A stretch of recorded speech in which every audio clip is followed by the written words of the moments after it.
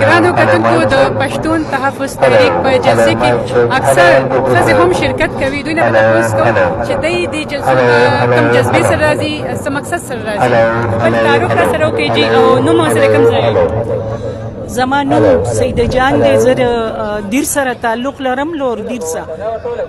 او هر باشعوره انسان له پکار دی چې د ظلم خلاف خبره وکړي. کوي نه کړي نو دا د ظالم سره ملګرتیا ده. او دا خو زمونږ بچي دي د خپل قام دپاره، د هغې د حقوق غوښتلو دپاره به همیشه مو موږ داسې تحریکونه ملګري. اکثر ښځې جلسو نه ډډه کوي چې کې زیات سړي وي، ښځې نه راځي په سیاسي جلسو کې. کوم وګورئ دې جلسې کې څه فرق دی؟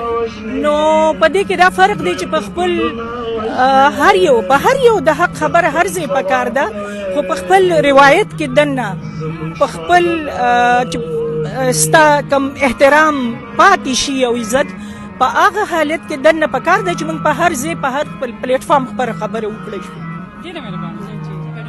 جی زما نوم شغله ده او زه د کوټې نه یم.